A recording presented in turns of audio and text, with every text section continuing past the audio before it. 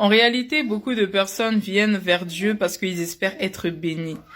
Mais nous ne devons pas venir vers Dieu parce que nous espérons la bénédiction, mais nous devons venir vers lui parce que nous l'aimons.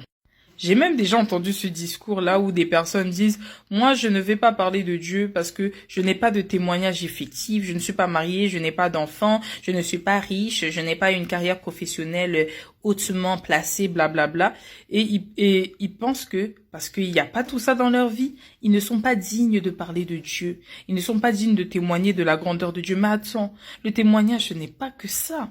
Le souffle de vie que tu as là, c'est Dieu qui t'a donné. Il y a des personnes même qui n'ont pas ça, qui n'ont pas eu la chance de se lever ce matin. La santé que tu as, combien même des fois elle est un petit peu bancale.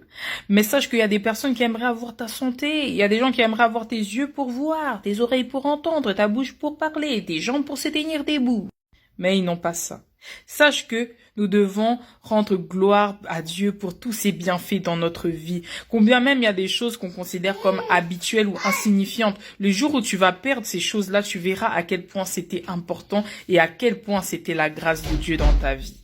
Donc arrête de te penser moindre parce que les gens te disent que le mariage, les enfants, tout ça c'est la finalité, tout ça. Ce n'est pas une finalité de la vie de tout le monde. Ce n'est pas ça la mission pour laquelle nous sommes arrivés sur cette terre. Oui, nous devons peupler la terre et pour cela nous devons nous marier pour avoir les enfants, etc.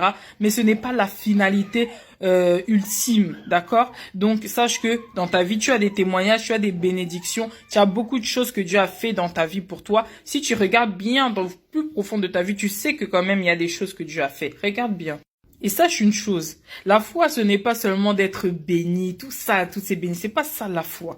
Parce que les gens ils diront, oui, ceux qui montrent la foi, c'est parce que tu possèdes. Non, la foi, c'est que malgré que tu ne sois pas béni à la hauteur de tes espérances, mais tu continues à t'accrocher à Dieu, tu continues à aimer Dieu, tu continues à invoquer Dieu dans ta vie. Peu importe ce que tu possèdes ou ce que tu ne possèdes pas, peu importe les circonstances de ta vie, tu sais que Dieu a le dernier mot et tu sais que c'est lui qui va se manifester dans ta vie. Donc c'est ça la foi. Et les gens matures verront que non, cette personne, même si elle n'a pas ce que son cœur désire, même si elle n'est pas bénie comme elle aimerait être bénie, mais elle reste accrochée à Dieu. Waouh, magnifique, waouh.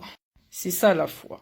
La foi, ce n'est pas témoigner de tout ce qu'on possède, non. C'est de témoigner de la grandeur de Dieu, de ce que Dieu fait, comme là où il nous a sortis, la manière dont Dieu va agir pour que nous puissions faire la mission que nous avons sur cette terre, aller par toutes les nations,